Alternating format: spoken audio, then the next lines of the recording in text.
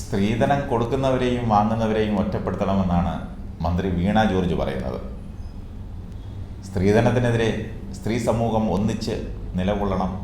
എല്ലാവരും വിചാരിച്ചാൽ നമുക്കത് സാധ്യമാക്കാം. അന്താരാഷ്ട്ര വനിതാരത്ന പുരസ്കാര വിതരണവും നിർവഹിച്ച് സംസാരിക്കുമ്പോഴാണ് മന്ത്രി ഈ അഭിപ്രായം പറഞ്ഞത്. സ്ത്രീ സൗഹൃദ നവകേരളമാണ് ലക്ഷ്യമിടുന്നത്. ആരോഗ്യമുള്ള ശരീരവും ആരോഗ്യമുള്ള മനസ്സും സ്ത്രീകൾക്കുണ്ടാവണം. സ്ത്രീകളിലെ വിളർച്ച കണ്ടെത്തി ചികിത്സിക്കുന്നതിനായി യുവകേരളം പദ്ധതി നടപ്പിലാക്കി. സ്തനാർബുദം കണ്ടെത്തുന്നതിനായി ഈ വർഷം പുതിയൊരു ക്യാമ്പയിൻ ആരംഭിക്കുന്നതാണ്.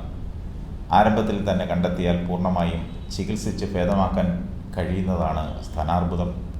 സ്തനാർബുദം ബാധിച്ചവരെ നേരത്തെ കണ്ടെത്തി ചികിത്സ ഉറപ്പാക്കുന്നതിൻ്റെ ഭാഗമായി സംസ്ഥാനത്തെ ക്യാൻസർ സെൻ്ററുകൾക്കും പ്രധാന മെഡിക്കൽ കോളേജുകൾക്കും പുറമെ ജില്ലാ താലൂക്ക് തല ആശുപത്രികളിൽ കൂടി മാമോഗ്രാം മെഷീനുകൾ സ്ഥാപിച്ചു വരുന്നു. സന്നദ്ധ സംഘടനകൾ, സ്വകാര്യ മേഖല എന്നിവരെ കൂടി ഉൾപ്പെടുത്തിയായിരിക്കും ക്യാമ്പയിൻ ആരംഭിക്കുന്നത്. സ്ത്രീകളിൽ നിക്ഷേപിക്കുക, മുന്നേറ്റത്തെ ത്വരിതപ്പെടുത്തുക എന്നതാണ് ഈ വർഷത്തെ വനിതാ ദിനാചരണ സന്ദേശം. പതിറ്റാണ്ടുകൾക്ക് മുമ്പേ കേരളം ഇത് കൈവരിച്ചു. നവോത്ഥാന കാലഘട്ടത്തിലൂടെയും പെൺകുട്ടികളുടെ വിദ്യാഭ്യാസത്തിലൂടെയുമാണ് ഇത് സാധ്യമായത്. മെഡിക്കൽ വിദ്യാഭ്യാസ മേഖലയിൽ ഉൾപ്പെടെ ഉന്നത വിദ്യാഭ്യാസ മേഖലയിൽ പെൺകുട്ടികളാണ് മുമ്പിൽ. സർക്കാർ മേഖലയിൽ സ്ത്രീ പ്രാതിനിധ്യം കൂടുതലാണെങ്കിലും പൊതുവായ തൊഴിൽ രംഗം പരിശോധിക്കുമ്പോൾ സ്ത്രീ പങ്കാളിത്തം കുറവാണ്. തൊഴിൽ മേഖലയിലെ സ്ത്രീ പ്രാതിനിധ്യത്തിൽ കേരളം ഒന്നാം സ്ഥാനത്താണെങ്കിലും കൂടുതൽ മെച്ചപ്പെടുത്തണം. സ്ത്രീകളുടെ മുന്നേറ്റത്തിന് തടസ്സമാകുന്ന വെല്ലുവിളികളെ കൂടി കണ്ടെത്തണം.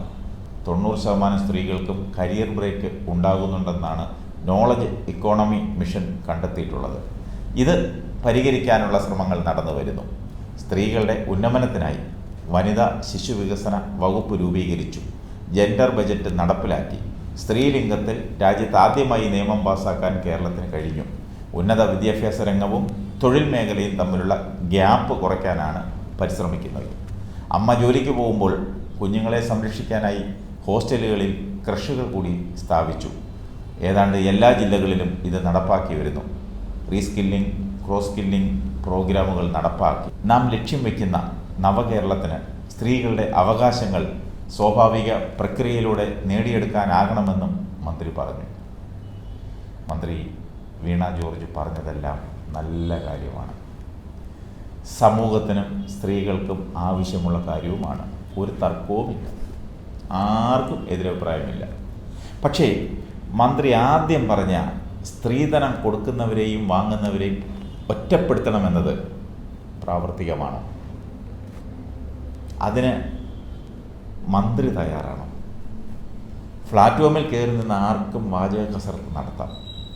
പക്ഷെ സ്വന്തം കാര്യം വരുമ്പോൾ പാടെ മറക്കും. അതാണ് നമ്മൾ കണ്ടുവരുന്നത്. മന്ത്രിക്കും മന്ത്രിയുടെ കുടുംബത്തിലും ആൺകുട്ടികളും പെൺകുട്ടികളുമൊക്കെ ഉണ്ട്. അവരുടെ കാര്യത്തിൽ ഇത് നടപ്പാക്കുമോ? നടപ്പാക്കണം. അന്നേരം പിന്നെ ഈ പറഞ്ഞതൊക്കെ മറക്കരുത്. ഇപ്പോൾ സാധാരണയായി കണ്ടുവരുന്നത് സ്ത്രീധനമായി കൊടുക്കുകയും വാങ്ങുകയും ചെയ്യില്ല. ആരും ചോദിക്കുകയുമില്ല. കൊടുക്കുന്നതും വാങ്ങുന്നതും പിതൃസ്വത്ത് അവകാശവും പോക്കറ്റ് മണിയും ഡ്രസ്സ് എടുക്കുന്നതിനും വിവാഹ ചെലവും എന്നൊക്കെയുള്ള ഓമന പേരിലാണ് വാങ്ങുന്നതും കൊടുക്കുന്നതുമെല്ലാം. പല പെൺകുട്ടികളും പറയാറുണ്ട്, സ്ത്രീധനം ചോദിച്ചു വരുന്നവരെ വീടിൻ്റെ പടിക്കൽ കയറ്റരുതെന്ന്. പറഞ്ഞുകൊണ്ടിരിക്കത്തേ ഉള്ളൂ. വിവാഹം നടക്കണമെങ്കിൽ തൊട്ട് ഇറക്കണം, ഇറക്കിയെങ്കിലേ പറ്റൂ. സ്ത്രീയാണ് ധനമെന്നൊക്കെ പ്ലാറ്റ്ഫോമിൽ പറയാം. പക്ഷേ സ്വന്തം കാര്യത്തിൽ അത് നടപ്പാക്കാൻ പ്രയാസമാണ്.